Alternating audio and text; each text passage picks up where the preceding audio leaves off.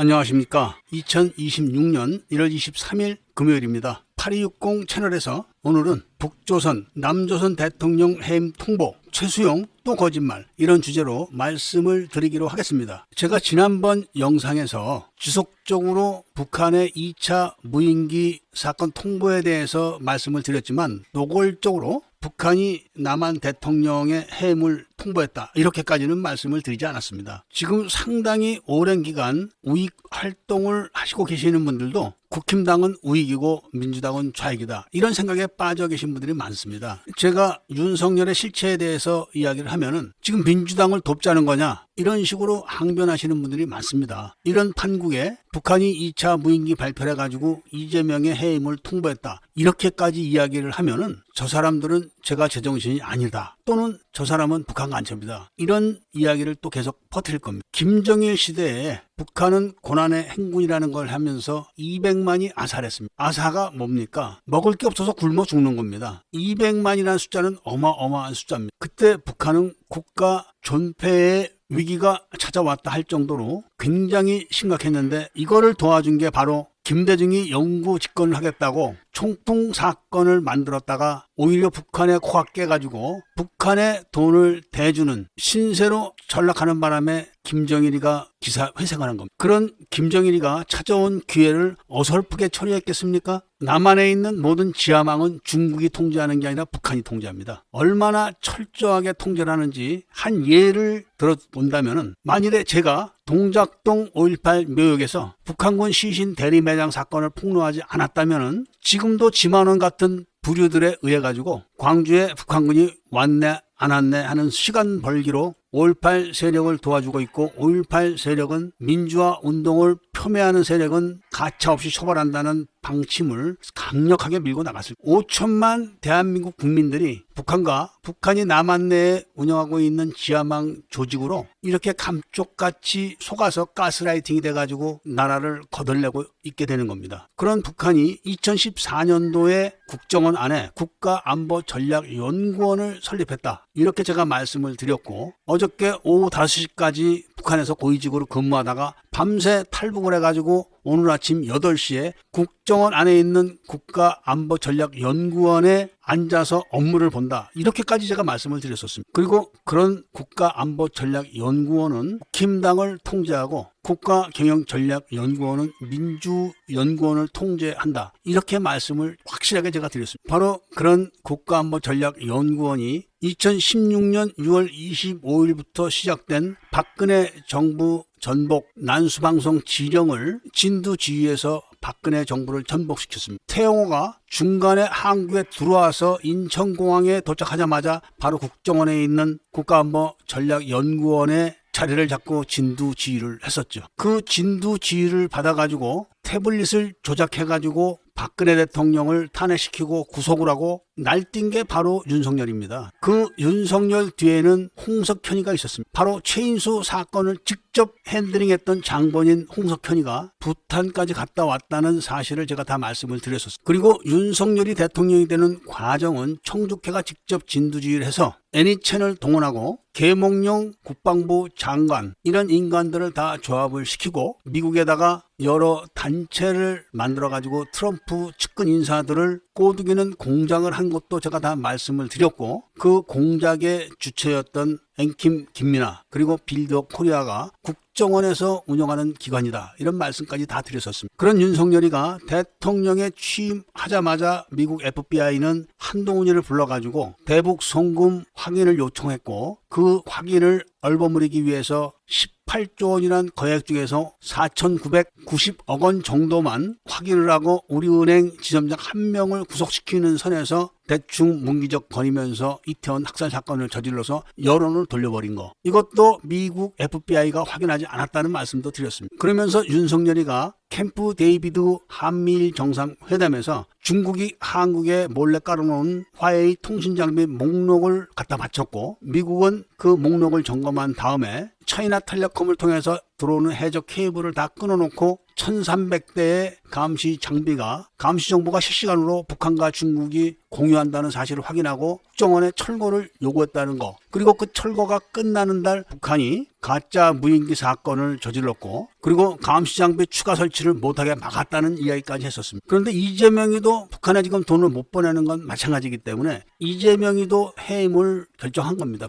북한은 그동안 남한에서 보내준 돈으로 잘 먹고 잘 살았습니다. 특히 문재인이가 전해준 USB 덕분에 북한에서는 밥을 굶는다는 뉴스가 뚝 끊겼습니다. 김정은이가 전라도로 보내는 국민연금 돈에서 몇 퍼센트를 북한에 바쳐라, 이런 요구를 한 내용도 제가 알려드린 바가 있었습니다. 그리고 지난 영상에서는 정보사령부의 영감급 장교가 윤석열 대통령실에서 근무했던 아르바이트 대학생 출신에게 공작금을 지원하고 무인기를 띄우게 했었다, 이런 말씀을 드리면서 있을 수가 없다. 왜냐하면 대한민국의 모든 정보 활동은 국정원법에 의해서 국정원이 통제하게 돼 있습니다. 그런데 계엄령이나 북한 무인기 사건 등등에서는 국정원 이야기는 쏙 빠져 있습니다. 그리고 북한 정보는 지금은 트럼프가 저보다 더 많이 압니다. 왜냐하면 트럼프는 북한이 제거했던 휴민트 조직을 다시 재건을 해서 확보를 해놓은 사람입니다. 8260 켈러 부대는 과거에 다 끝났습니다. 북한이 휴민트 조직을 제거할 때 끝나버린 거죠. 그때까지 내용은 제가 트럼프보다 더 많이 알고 있을 수도 있고, 그리고 그 연관돼서 벌어졌던 일들을 제가 더 많이 알 수도 있지만, 지금은 트럼프가 더 많이 알기 때문에 트럼프가 모종의 조치를 취할 것이라는 내용들이 흘러나오니까 지금 청주회에서 안달을 떨고 있습니다. 미국 입장에서도 윤석열은 이태원 사건에 책임이 있는 사람입니다. 그리고 화웨이 통신 장비 목록을 갖다 바친 사람으로서 1300대 감시 장비 사건을 수사를 안 한 책임을 지고 있는 사람입니다. 그런데 트럼프가 그런 윤석열을 다시 대통령에 기용한다, 이런 말을 흘리는 측이 누군가? 바로 청주회에서 근무하다가 정년 퇴직을 했던 최수용이가 지금 그런 말을 또 퍼뜨리고 있습니다. 그러면서 다른 역할을 맡은 사람은 99명의 중국 간첩을 미군들이 체포해서 데리고 갔다는 사실이 확인됐다, 또 이렇게 흘립니다. 그러면서 최수용이 하는 이야기가 박근혜는 아니다. 왜냐하면 트럼프가 박근혜는 친중으로 분류를 해놨기 때문에 제외됐다, 이렇게 지금 이야기를 하고 있는데, 박근혜가 친중이라고 이야기하는 것은 헛소리입니다. 박근혜가 친중이면은 북한이 박근혜를 제거할 때 중국이 내버려 뒀겠습니까? 오히려 박근혜 제거 공작을 할 때 중국 국적을 갖고 있는 개나 소나 한국 땅에서는 다 촛불을 들고 광화문에 모였던 거 기억하실 겁니다. 심지어는 중국의 지원을 받는 네이버가 문재인이가 청와대에 들어갈 때 네이버 부사장을 들고 들어간 것도 기억하실 겁니다. 그리고 네이버의 뉴스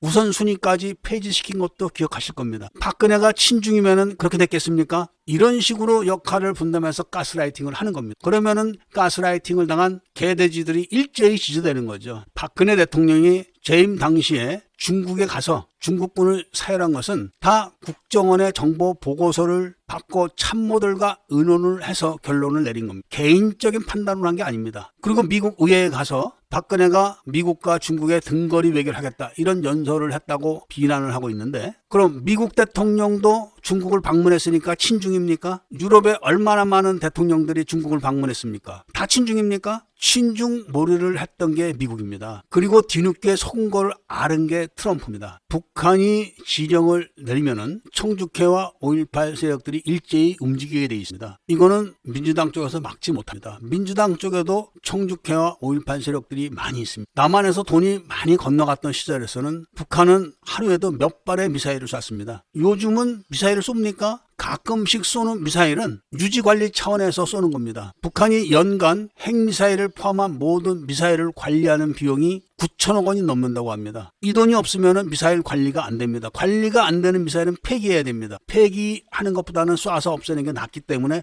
그런 미사일만 지금 쏘는 겁니다. 남한에서 북한으로 돈이 건너가지 않으면 북한은 세계 최고 빈국입니다. 거지들이 거지들. 북한의 고위직이 남한으로 넘어왔네. 해외의 고위 외교관들이 남한에 넘어왔네. 이런 소리가 다 거짓말입니다. 해외에 있는 북한 대사관은 대사도 바깥에 출입이 허락이 안 됩니다. 딱 2명, 북한 정보부 요원 1명하고 부식 살아가는 사람 1명, 이 2사람 외에는 외부 출입이 안 됩니다. 남한에서 북파한 공작원들은 북한 내에서 활동을 못합니다. 북한에서 활동하는 휴민트들은 북한에 오래 같이 북한 사람들하고 같이 살았던 북한 인민들입니다. 그래서 표가 나지 않기 때문에 활동이 가능한 겁니다. 이재명이가 북한에 돈을 보내기 위해서 가진 잔꾀를 다 부리고 무슨 노인네들 돈을 준다 어쩐다 이런 수를 쓰지만 설사 몇 푼 보냈다고 해서 되는 게 아닙니다. 아무리 국민들이 가스라이팅을 당해서 개돼지가 됐다고 해도 최수영이 말처럼 박근혜 대통령이 친중 세력입니까? 최수영이가 그 똑똑한 머리로 얼마나 급하면 이런 이야기를 지금 퍼뜨리겠습니까? 지금 원영석이 같은 인간들이 미국 FBI가 상당히 많이 조사했다 이런 설을 퍼뜨리고 있지만 그것도 믿으시면 안 됩니다. 트럼프는 FBI만 동원해서 부정선거를 조사하지 않습니다. 그리고 미국은 부정선거에 대한 조사가 완벽하게 끝나지 않으면 망하게 됩니다. 민주주의의 핵심은 선거인데 선거를 중국이 통제하게 되면 미국이란 나라의 존재는 중국이 움켜쥐게 되는데 그거를 미국이 좌시하겠습니까? 그래서 미국 내부적으로도 미국에 대한 부정선거 문제만큼은 확실히 해야 된다 하는 생각은 미국을 사랑하는 미국인들은 다 공감하고 있다고 합니다. 미국의 부정선거에 단초를 제공한 게 한국의 양정철입니다. 그리고 민주당입니다. 이거를 숨기기 위해서 지금 애를 쓰는 게 바로 원영석 같은 인간들이죠. 트럼프는 일반인들이 생각하지 못하는 기발한 방식으로 부정선거를 해결할 겁니다. 미국의 단초를 제공했던 한국의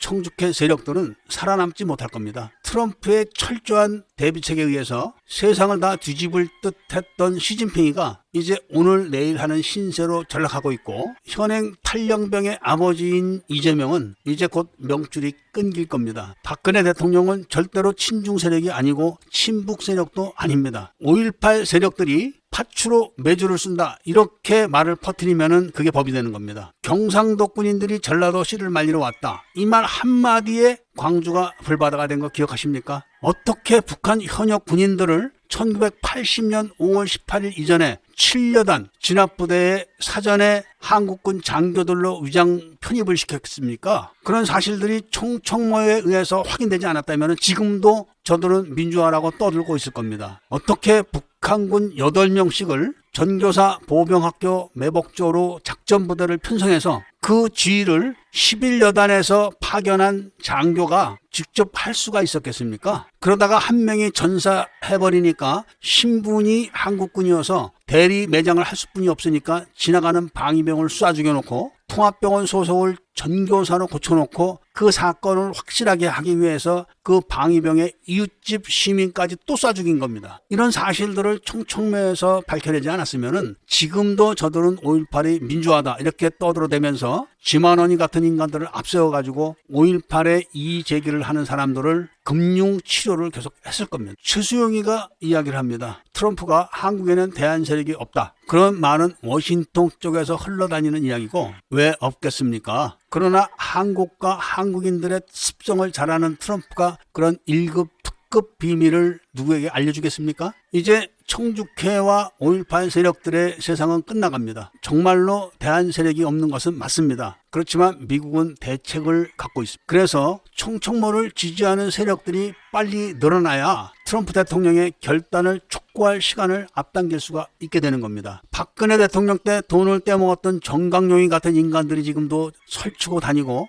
윤석열 대통령실과 카톡을 나눴던 신혜식이가 우익 행사를 하는 이런 판국에서는 미래가 없습니다. 어떻게 5천만 대한민국 국민들이 집단으로 가스라이팅을 당합니까? 이번에 북한 무인기 공작에 대해서는 좀 더 면밀하게 분석을 해서 오래지 않은 시간에 다시 한번 말씀을 드릴 것을 약속드리고 오늘 이야기를 마치도록 하겠습니다. 다음은 후원 성금을 보내주신 분들을 말씀드리겠습니다. 21일 김땡땡이라고 하시는 분이 5만 원을 후원해 주셨고 남땡땡이라는 분이 만 원을 후원해 주셨습니다. 정말로 감사드립니다. 그리고 23일에는 허땡땡이라고 하시는 분이 3만 원을 후원해 주셨고 김땡땡이라고 하시는 분도 3만 원을 후원해 주셨고 또 다른 김땡땡이라는 분은 10만 원을 후원해 주셨습니다. 그리고 문땡땡이라고 하시는 분도 3만 원을 후원해 주셨습니다. 그리고 영상 말미에 총총모 5.18 세미나 안내 영상이 잠시 올라가겠습니다. 멀리 떨어진 지방 도시에서도 참석을 하신다는 분들이 계시다는 말씀을 듣고 정말 감사의 말씀을 드립니다. 달도 차면 기울고 새도 시간이 흐르면 다 썩습니다. 아무리 독한 5.18 전라도 세력들이 버티고 버틴다고 해도 이미 모든 비밀이 다 탄로가 났는데 얼마나 더 버티겠습니까? 그리고 그 잔악한 범죄는 독일의 독가스 집단 학살보다 더 악랄한 학살 사건들이 계속 폭로되기 때문에 더 이상 버틸 수가 없습니다. 그리고 이건 한국 문제가 아닙니다. 어떻게 5살, 7살 먹은 아이들을 납치해서 이용해 먹고 소음권총으로 쏴 죽일 수 있습니까? 그런 잔혹한 행위를 해놓고 자기들이 쏴 죽인 문방구 주인의 아들, 그 아들을 상복을 입혀놓고 어린 상주, 이렇게 사진을 전 세계에 내보내면서 민주화라고 사기를 쳤던 그 잔혹성과 사기성은 전 세계 시민들을 놀라게 할 겁니다. 5살, 7살 먹은 아이들을 쏴 죽인 사건은